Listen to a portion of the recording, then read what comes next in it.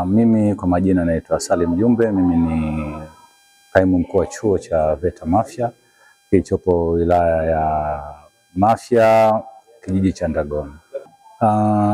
Kwanza kabisa, kabla VETA haijaamua kutoa mafunzo ya aina yoyote, kuna kitu kinafanyika kinaitwa TNA, yani Training Need Analysis. Tunakaa na wataalamu, tunakaa na watu, tunakaa na wananchi, tunakaa na viongozi kujadiliana nao kwamba uhitaji uko sehemu gani. Kwa mwaka jana, wakati VETA makao makuu wanataka kutuletea programu ya INTEP,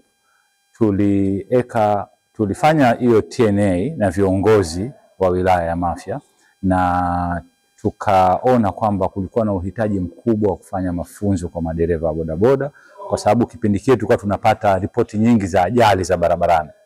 Kwa hiyo kwa msingi huo sasa, kila tunapopewa haya mafunzo ambayo mamlaka yanayatoa bure kwa wananchi, sisi tunakuja kwa viongozi, sisi watekelezaji. Sasa tushapata taarifa kutoka kwa viongozi wetu kutoka makao makuu, kanda inakuja kwetu sisi tunaenda kuwaona sasa viongozi wa wilaya, tunakaa nao, tunawahoji, tunataka kujua vitu gani haviendi vizuri, wapi kuna shida, wapi tukasaidie kwenye kupeleka mafunzo ili mambo yaende. Sasa kama mwaka jana uliona kulikuwa kumetokea ajali nyingi sana, vijana wamegongwa, wengine wamekufa, wamevunjika miguu na nini. Kwa hiyo tuliweka uzito kwenye kuwapa sheria za barabarani wananchi wa Mafia mwaka jana, na hilo lilienda vizuri sana. Sasa mwaka huu ukiangalia utaona tulipata milipuko kidogo ya magonjwa ya tumbo hapa katikati, na hii imekuwa ni most often, ni swala la kujirudia. Sasa tulipokwenda kwenye majadiliano na mkuu wa wilaya Madam Aziza Ali Mangosongo, akasema mkuu wa chuo sasa hivi tu focus kwenye mamalishi. Kwa hiyo sisi tunatumia factors kama hizo, viongozi tunaongea nao, tunawasikiliza mnahitajia nini, na sometimes tunaenda pia kwa wananchi kuwauliza, alafu tunakaa chini, tunajadili, tunaona mada gani tuende nayo, basi tunawajulisha wenzetu wa kanda na makao makuu kwamba kitu gani tunaenda kukifundisha, then hiyo budget inakuja. Ni swali zuri sana. Kwa nini tumechagua Kilindoni? Na hata unaona hapa tulipo sio chuo cha VETA, ni halmashauri ya wilaya ya Mafia. Kwa hiyo kwanza pia tuwashukuru watu wa halmashauri wa kutugaia venue na ushirikiano mkubwa wanaotupa katika kufikia lengo la mamlaka kutoa mafunzo. Lakini kwa nini tumechagua Kilindoni? Katika ile TNA tunaangalia percentage ya concentration ya population, kwamba watu wengi wako wapi, asilimia ngapi, tuna mamalisha ngapi. Tuna mamalisha 500 ndani ya Mafia, 200 pekee yao wapo Kilindoni. Ukichukua Tumbuju una mamalisha karibia 100. Kwa hiyo sasa focus area unaanza wapi? Unaanza Tumbuju, unaanza Kilindoni. Lazima uanze sehemu ambapo mamalisha ni wengi, ili wakitoka pale unakuwa coverage yako umebakisha almost 50% ya kuwafikia mamalisha. Kwa hiyo tumeanza Kilindoni for that factor.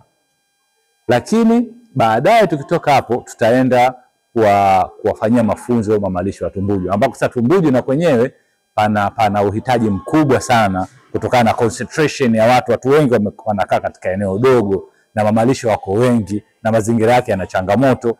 Kwa hiyo lazima, na juzi tunafikia umeweza kuona mkuu wa wilaya alikuwepo huko na wa maafisa afya, watu wa mazingira wote walikuwepo huko wakijaribu kuangalia namna gani watu watakuwa hawapati tena milipuko ya magonjwa hapa na pale. Na sisi ndio wakati huo tuna chip in sasa kwenda kukava kwenye mambo yanaitwa food hygiene, healthy and environment kwa mamalisha. Yes. Na wengine baada ya hapa tarajie nini mafunzo mengine katika upande mwingine kabisa ukiachana na mambo ya mamalisha, ama mna mpango gani? Na je, vipi kuhusu kushirikisha taasisi nyingine ili watu wapate ujuzi zaidi kutoka katika eneo tofauti, jamii ya Mafia kuelimika zaidi? Kwanza matarajio yetu, kwanza mafunzo yataendelea. Mafunzo yataendelea, ofa kama hizi zipo kila mwaka, na tutaomba tena kutoka kwa wenzetu, viongozi wetu, tutaomba tena mwakani tuweze kupata mafunzo mengine ambayo yataenda bure kwa wananchi. Kama hivyo unaona tumekusanya wananchi karibia 200 hapa, na tutaenda tena kusanya wananchi 200 au 100 Tumbuju. Kwa hiyo mafunzo yataendelea. Yale ndio matarajio ya watu wa Mafia, wakae wakijua kwamba mafunzo yataendelea. Lakini wadau sasa Wadau tupo, tunafanya nao kazi. Kwa mfano tunafanya kazi na watu wa Shungi Mbili. Mwaka jana wakati tumezungumza mafunzo ya bodaboda, mafunzo ya bodaboda actually ndio yalikuwa ni mafunzo makubwa yaliyochukua watu wengi. Lakini pia tulitoa mafunzo ya housekeepers, ya mahoteliers na watu waliokuwa wanafanya hizi spa treatment, mambo ya hair na nini. Tulifanya pamoja na watu wa Shungi Mbili. Kwa hiyo wadau tupo nao na tunawakaribisha wadau wengine wanaotaka kushiriki. Pia kuna watu wa Kinasi. Watu wa Kinasi na wenyewe wamekuja nao juzi, kwa bahati nzuri au mbaya wamekuja wakati program tumesha realize. Kwa hiyo Kinasi kina nani wale kina Peter, tutafanya nao kazi. Kinasi ni hoteli kubwa sana hapa Mafia. Kwa bahati nzuri Mafia tuna hoteli nyingi, tuna viwanda vingine. Lakini tunashirikiana na wadau na tunawakaribisha wadau. Na halmashauri pia, halmashauri ya Mafia na yenyewe imekuwa ni wadau wakubwa sana, kwa hiyo tunashirikiana nao vizuri sana. Labda kwa kifupi niseme hivi. Vijana wa Mafia sana. Hii ndio focus area kubwa kwangu mimi. Vijana wa Mafia wasikae nyuma wakaacha kupata hizo opportunities. Waje VETA, kuna program. Mwaka jana chuo kilikuwa na program za endelevu zile za muda mrefu. Tulikuwa na program 3 tu. Lakini mwakani by January tumeongeza program zingine 2. Kwa nini nimesema focus kwa vijana? Vijana wakati tumeenda kwenye kongamano la vijana mwaka jana, kwenye kongamano la Mwenge la vijana, vijana walisimama pale wakaniomba tuanzishie program ya tour guide. Na ikawekwa kwenye minutes kabisa, mpaka Dasi alinipigia simu akaniuliza.